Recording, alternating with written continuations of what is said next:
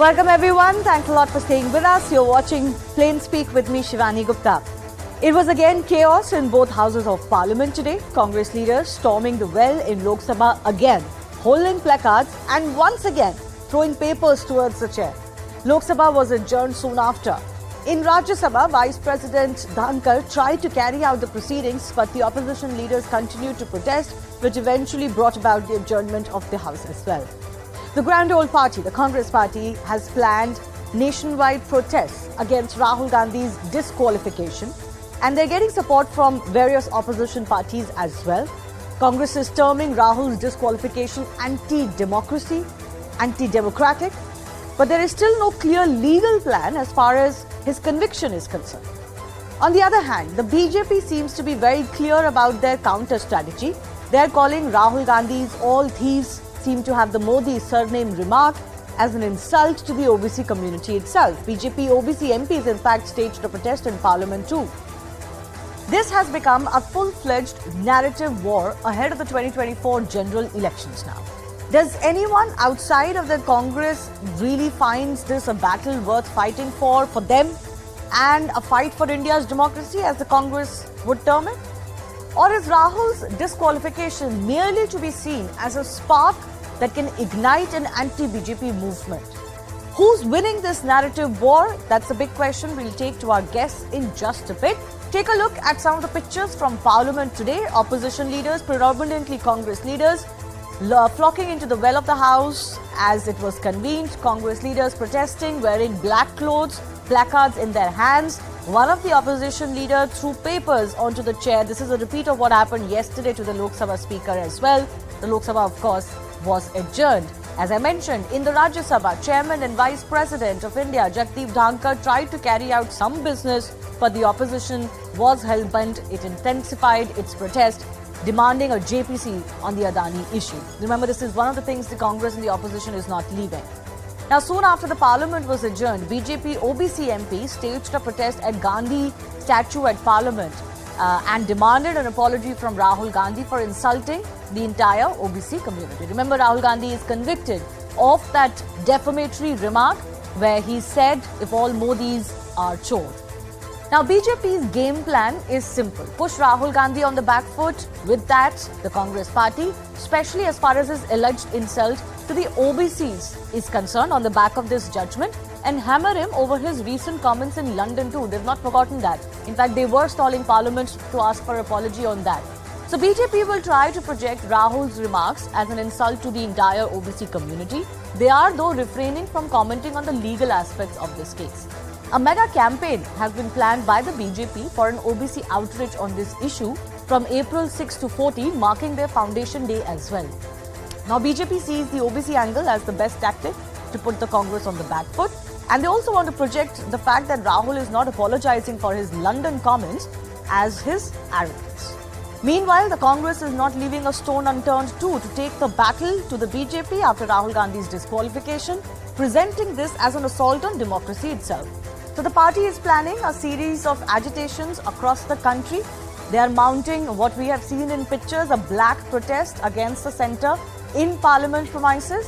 There's a wider social media campaign that is being run by them to corner the BJP, and multiple press conferences. Scores of press conferences have been planned in as many as 35 cities in 2 days. They want to garner support from the opposition parties too, as far as this fight is concerned, most of which they're getting ahead of the 2024 battle. But will that opposition unity stay when it comes to seat sharing or alliances before the next general elections? Well, that's still up for debate. The big debate coming up today after Rahul Gandhi's disqualification: who exactly is winning the narrative war? Whose argument is the public going to buy?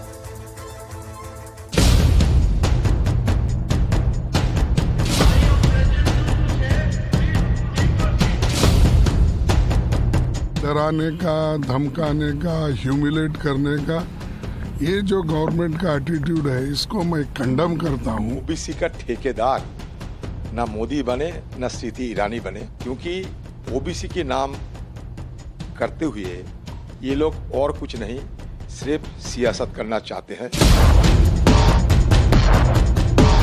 This attack should not translate into an attack on the nation state. But such is the political frustration of Rahul Gandhi. कभी OBC को ये कहना चोर हैं, ये सभी चोर हैं, ये चोरों के नाम के सामने सभी ये ओबीसी वाले ही लोग क्यों सामने आते हैं? इस प्रकार का भद्र टिप्पणी करना तो कहीं ना कहीं इन लोगों का अपमान करना है। तो कब तक ये सहन करेंगे?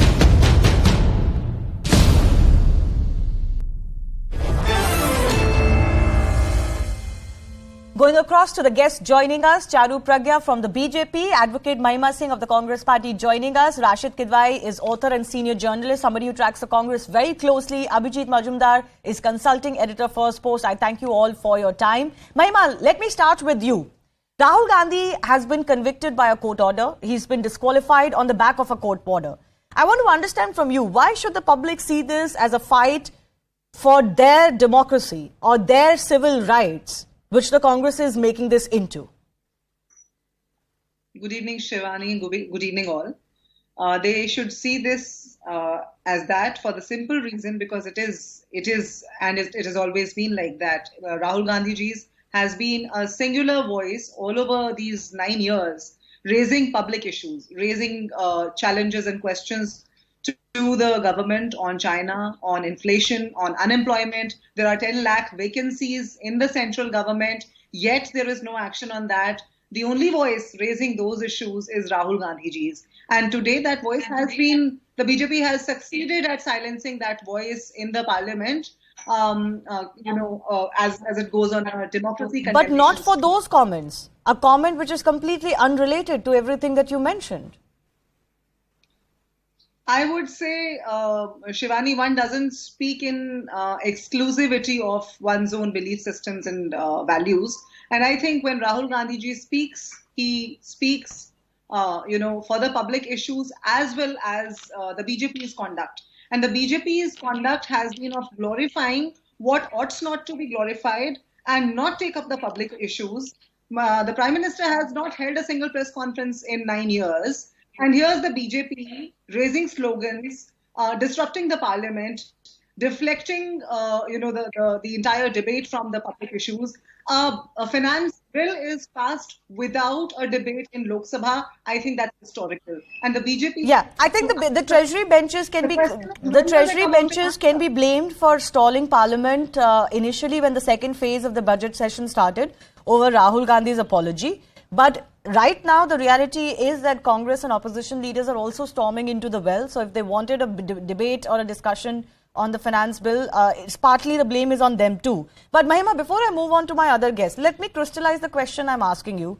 Why should it matter to the public that you are going down to the streets and crying hoarse about democracy being in danger? All of these things you listed, you've been saying for the last 9 years. So why is it that after Rahul Gandhi's disqualification, the public should care when fundamentally this is not really about something that affects their life, what has happened to him as a parliamentarian?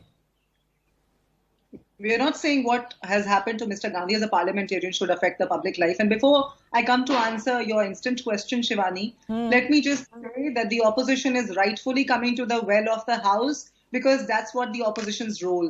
But the BJP, the ruling party is making a mockery out of the democracy, is laughing at the democracy when it does so. A whole winter session was washed out. Allow me to complete. A whole winter session was washed out in 2010 when Arun Jaitley ji said, how raising a voice is integral to running a democracy, and that's how a democracy is run. And today, when the BJP is sitting in the ruling dispensation, that's what they're still doing because that's all they know. They don't know how to answer public questions. Okay, but answer my question before I move on. Why should anyone care about Rahul Gandhi's disqualification apart from the Congress party? Because it's not as if what he's been disqualified for is a larger public cause. You asked me that how should it matter to the public? Yeah. I think it should matter. It is not that it should matter. I would say that it matters to the public of Wayanad who have been, whose mandate has been insulted. Blatantly insulted as the BJP has disqualified an MP. BJP has not disqualified the MP. The MP has got disqualified by virtue of a court order. Let's not be economical with the truth. Also, I don't see any mass protests in Wayanad either. Forget the rest of the country. Also, it is not a right in perpetuity to be a parliamentarian. There are certain responsibilities for everyone. This is precisely what I'm saying.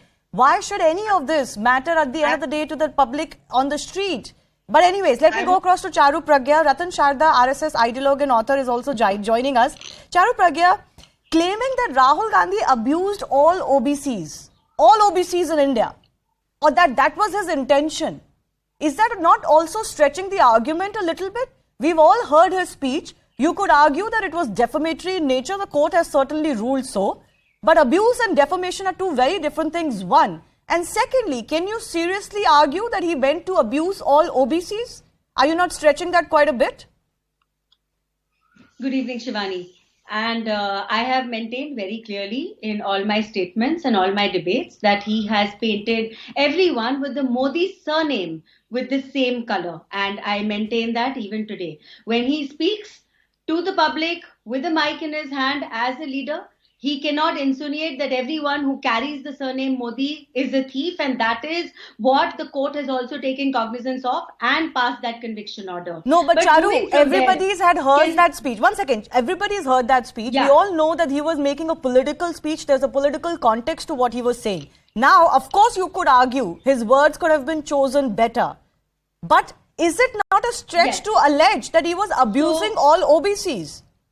No, I'll tell you why, Shivani. And the reason is this. If you're making a political speech, in the spur of the moment you make a mistake and you say something. But years later when the court say that you want to apologize for the remark you made, a bigger person, a sensible person would have said that I'm sorry if I hurt anyone's sentiment. I meant to target one Modi, two Modis, three Modis. Full stop. What did he say instead? He said, Gandhi kabhi maafi nahi mangte. The same Gandhi who has offered an unconditional apology to the Honorable Supreme Court for being a repeat offender. And I'll tell you why he's a repeat offender. On an FIR of defamation, a 2-year sentence has been passed against him. Yet again today he goes on and defames Veer Savarkar. Again Veer Savarkarji's grandson Ranjit Savarkar has said that if Rahul Gandhi does not offer an apology, I will go and file a FIR for defamation again. We'll not get into that. We cannot get into that because what somebody else is choosing to... Shivani, I wanted to say something else, but then you asked me a question and I was answering that. The point of the matter is that Mr. Gandhi is a leader who's full of only arrogance. He does not understand how his words impact others. He does not understand that he cannot get away by repeatedly insulting a leader, a freedom fighter, a son of Bharat Mata again and again and again. And the so-called opposition unity that he was trying to drum up by boasting about being disqualified from parliament has disintegrated again. Not that it has anything to do with me or with the BJP, but this is a wrong precedent to set. No, let me just focus on exactly whose narrative is winning on ground. I've got experts also joining us. Abhijit, I want to come to you first. You know, the BJP is also drumming up this whole OBC insult narrative. But remember, this case is from 2019. We are in 2023. Yes, a verdict has come against Rahul Gandhi. But is it not too late and a little bit opportunistic of the BJP also to try to drum up this anti-OBC narrative? And will this be successful on the ground? If you give, in politics, if you give your opponent an opportunity, the opponent will take it. Let's please face it. The government, the Congress done the same. Now the problem here is not one-off comment from Rahul Gandhi. He has been a repeat offender, again and again, and he has apologized twice. He had to apologize once to the RSS and once for his Rafale statement on Rafale deal. Now after that, so the court has also given this decision, in that, there is a context that it has looked into, that this person learns no lessons. And you cannot say things like, why are all Modis thieves? This is something, this is apart from this being a very, very, problematic statement, it is also a politically really trainee intern level, You're saying this was politically unwise, and you see that this could end up hurting the Congress party now in retrospective? Yeah, of course it will hurt the Congress party. One is that, it just, places Rahul, unless something is overturned and all that, it places Rahul out of the parliament for till 2034 or something. But there is another aspect to this. I mean, look at, apart, first of all, he said something very, very wrong about the entire Modi issue. Okay. Second, he doubles down by insulting Savarkar. Again and again. I mean, does he have no sense of history? Does he not remember that his great-grandfather Motilal Nehru had to pull strings and, say that Jawaharlal will never enter Nabha, this thing, just to get his son out of jail after just 14 days of harsh conditions. Savarkar suffered for 10 years solitary confinement.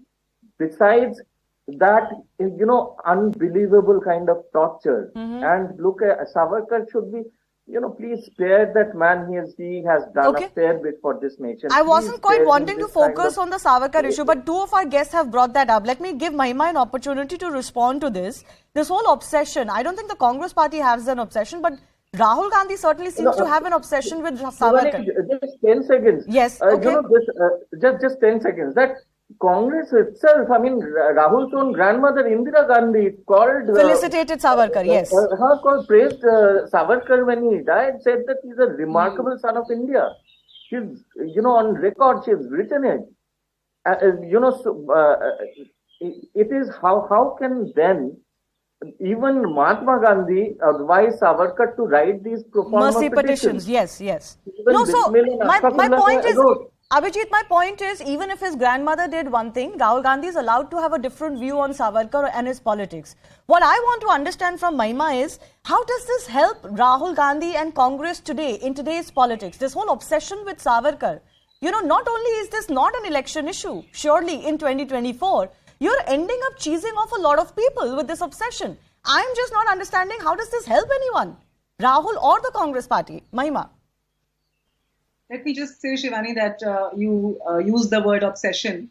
Not only is there any obsession, but let me just say that, you see, whenever there will be a mention of apology without any reason, without any legitimate reason, Savarkar would be remembered because it's a matter of fact that he had apologized. There's an affidavit in place. No, but you don't see the context to Savarkar's apology, that the man was sent for 14 years of rigorous imprisonment in Kala Pani. That's not context enough. And there were jailed people, freedom fighters of that generation who routinely wrote these mercy petitions. Is that context not enough? One second, Charu, one second. Mahima. You can go on a never-ending spree on glorifying Savarkar, and no, this is not glorification. This is the problem. Nobody is glorifying Savarkar, and Rahul Gandhi doesn't need to. But there's a context to his mercy petition. Yes. Shivani, please allow me to interject? Okay, let Mahima complete, then Charu, 20 seconds. Very quickly, Shivani, the reason why an apology was offered in that letter is because there was a format to any clemency or a pardon petition during British-ruled India. Mahima should know this. Rahul Gandhi should know this. It was not only written by Veer Savarkar, it was also written by Motilal Nehru ji. When our Honorable Prime Minister Jawaharlal Nehru was jailed in 1923, the exact same language was used by Motilal Nehru to get his son out of jail, because every clemency application needed to have this statement. Okay, let her respond now. All the Congress leaders need to read this. Mahima, please, Mahima. I'd appreciate if you'll allow me to first complete my thought and then move on to the panelists. Yes, go ahead. I was saying that, see, the BJP is doing what their characteristic trait is. Earlier, they used to say there's no mercy petition. Earlier, used to say, show us where's the mercy petition. Now, they are ratifying it by saying that, so this Savarkar is not the only one. There's this one, there's that one. That's characteristic BJP, and I'm not surprised, or I'm only amused, because that's what they do over and over and over again. Of course, the ones who have never come out to answer to legitimate public questions, this is what they'll do. They'll hold on to Rahul Gandhi's T-shirt. They'll hold on to Rahul Gandhi's Savarkar remark. They'll hold on to, this and that. They'll name call Rahul Gandhi. And when everything else fails, they'll disrupt the parliament themselves when they are meant to be the ones running it successfully. Okay, but you didn't answer my question. Let me take that to Rashid Kidwai. Rashid Kidwai, I maintain my question. There seems to be an obsession with Savarkar bashing that Rahul Gandhi has. And Mahima used the right word, name calling. What Rahul Gandhi is doing to Savarkar also qualifies as name calling. Now, forget what his forefathers did or his grandmother did. My question is, why is this relevant to Rahul Gandhi in today's context? Is this helping them? Look at what Shiv Sena is saying. They're getting angry with Rahul Gandhi for no reason. I mean, for this reason, but some unavoidable reason. Yeah. So I think, Shivani, the Congress wants to make the kind of ideological distinction between the Congress and the BJP and bringing all kind of past instances. This is not very uncommon, but obviously this bringing past to the present, fast forwarding it, has its own kind of problems. The way Mr. L.K. Adani learned when he brought up Mohammad Ali Jinnah's name and tried to, pitch Mr. Jinnah in a certain way, and he faced his political consequences of it. So I see that, bringing past to the present in context is not politically not being very conducive for any political party or individual. But perhaps Rahul Gandhi wanted to make a limited point saying that the Congress and the BJP, they are two, ideologically different political parties and they cannot be a meeting place. And of course, in between, I learned that, Mr. Sharad Pawar and Sanjay Raut and all have played a role, and Mr. Rahul Gandhi in principle has agreed not to take up Savarkar issue at least at this point of time from time to come. So perhaps there is a kind of temporary truce that is going to be there between the Congress and Well, Shiv that Sena. reflects even worse. If you so believed in your opposition to Savarkar, it shouldn't matter if you're, somebody is brokering political truce for now. But interesting you say that. Of course, I know of those comments being made. But Ratan Sharda, let me come to you. This whole Savarkar issue, I'm not sure how it helps the Congress party, as I've been asking our guests. Also, the whole issue of apology. Since when has apologizing, especially if you've said something wrong, which is the context of Rahul Gandhi, which is being hauled up, so problematic? That in itself, do you think sends the right message? That I am a Gandhi, I don't apologize. How do you think the public will look at these comments?